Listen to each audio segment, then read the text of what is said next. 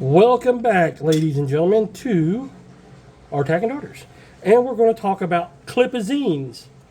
What? Are you being funny? Yes, I'm being funny. We're talking about magazine clips.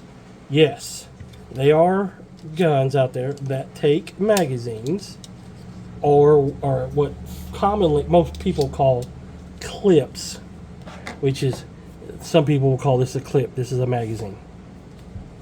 That is a clip. And what type of clip is that, you say, Rick? Well, it is for one of the most underrated guns of World War II, and probably one of the famous guns in American history.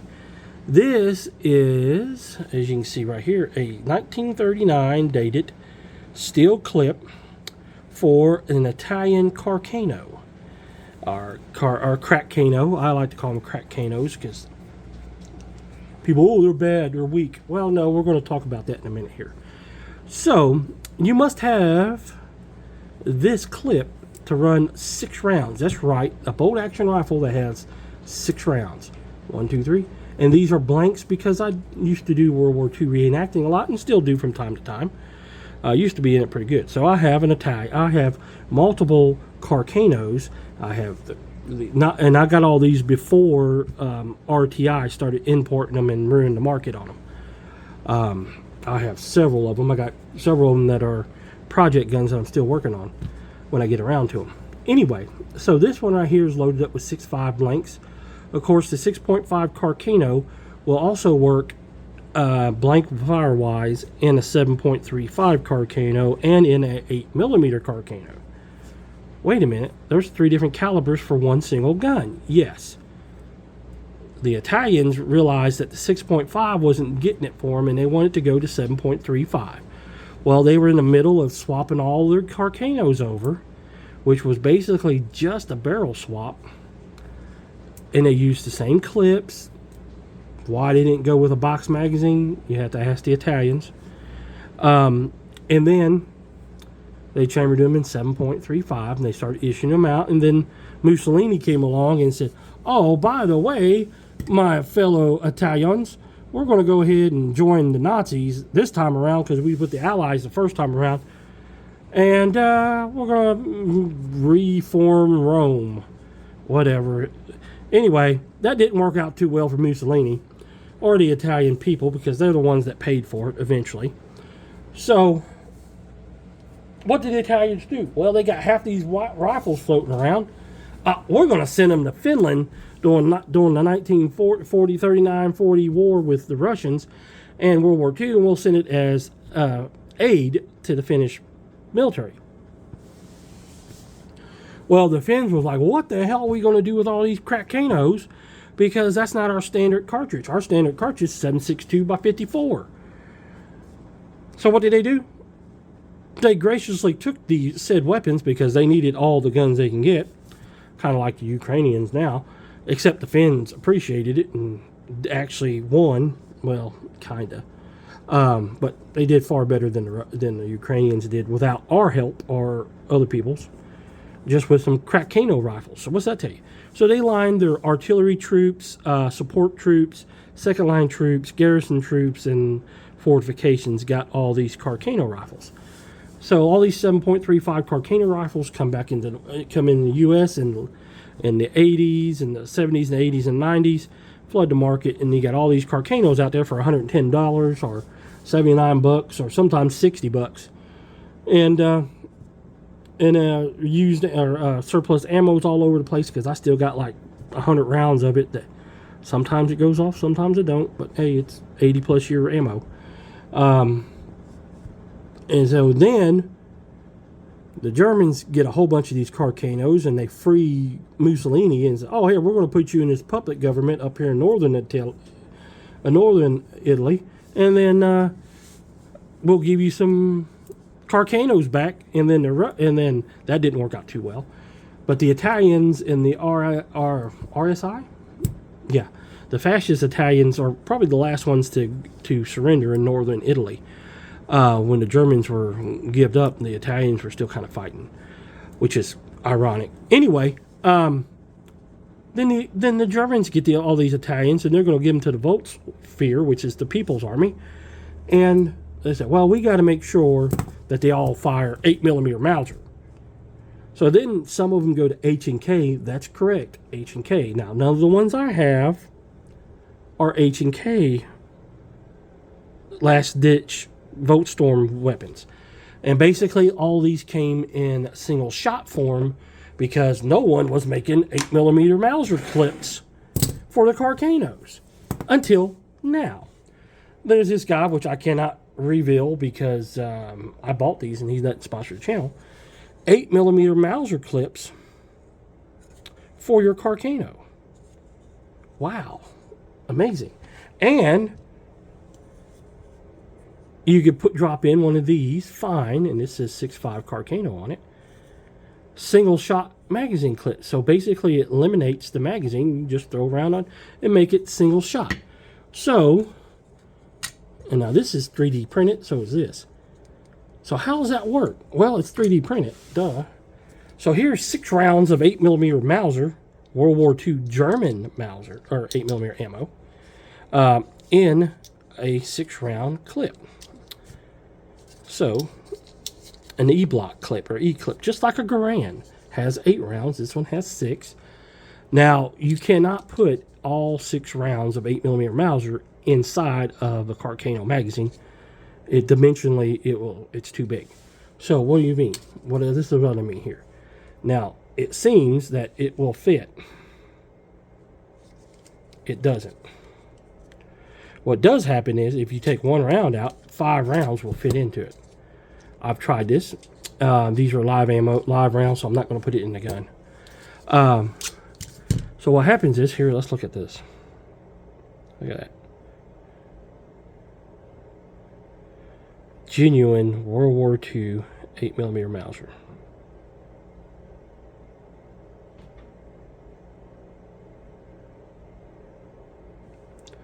Anyway, some of these were rusted and I had to put it, and there's still case too.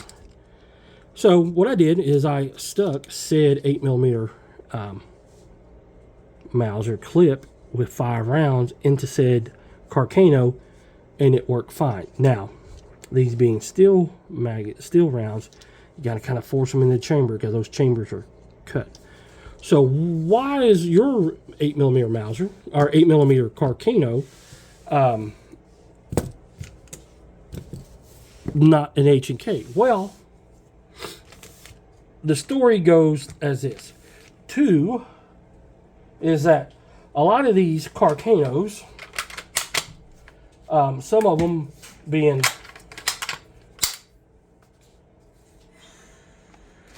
troop specials, are short ones. Now let me tell you this. This little bitty Mauser, or little bitty Carcano, is going to suck shooting it in 8mm Mauser, because we're going to have some recoil. Now you'll notice that you have an 8mm Carcano if, as you can see there, you got that big giant S engraved on the receiver. You have your receiver ground out so it will fit said 8mm Mauser. We'll feed it with the clip. And then right here, when you have a fixed rear battle sight, it'll say 7.9. But you'll notice on the markings here, it's still a Terraini. And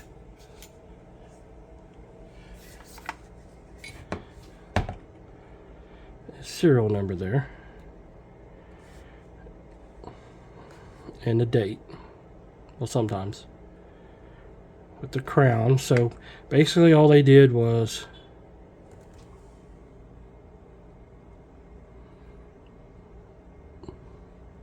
I think that's supposed to be 1944.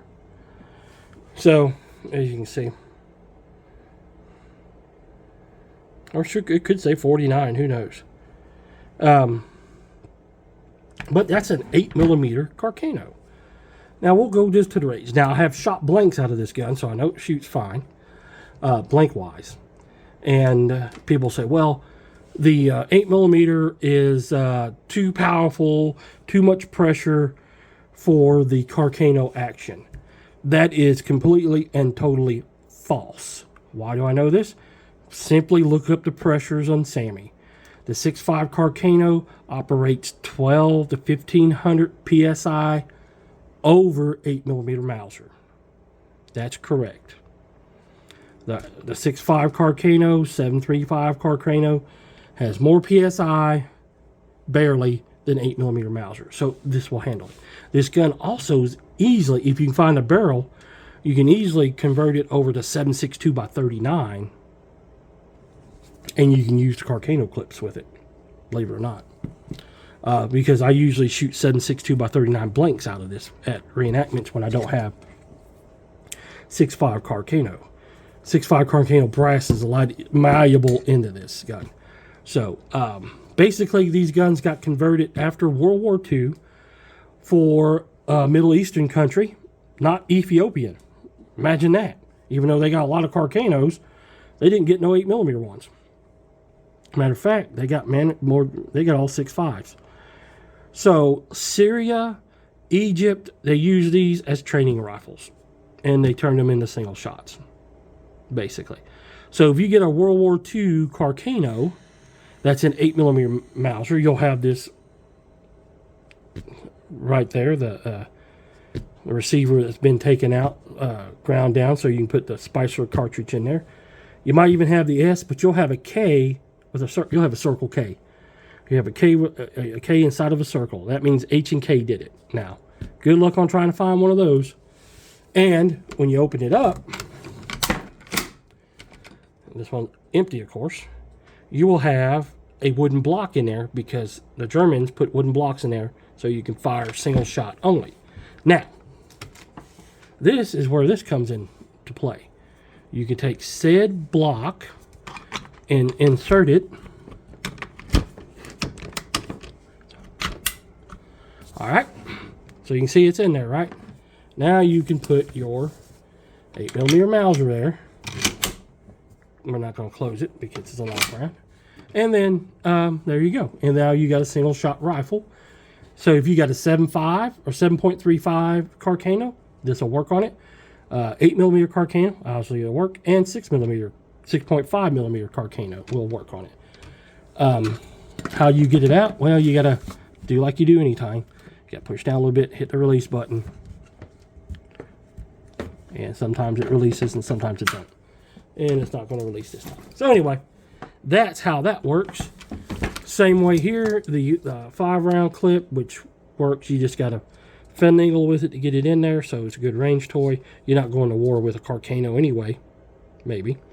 It has the same clip on the back here. So the good thing about these 3D printed ones is that it will hold 6 rounds. They will also work with 7.35 and 6.5 Carcanos. So it's win-win.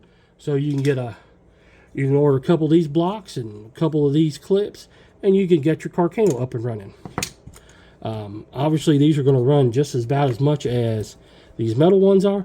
It takes a lot of work and effort. I've tried and I failed at making one of these. This is steel. Some of them are brass. I tried to make a brass one fit an 8mm Mauser cartridge. It just would not work.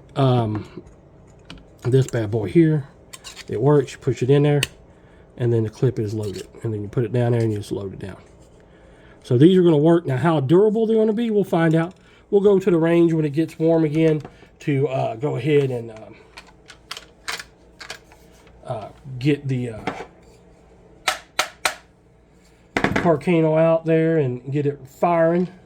I got 3 of them, and probably going to use brass 8mm instead of the steel. I might use the steel cartridges, who knows, for whatever reason. And then we'll do full reviews on the Carcanos as well. I like the Carcano guns. I think they're one of the worst underrated guns of World War II. They work well.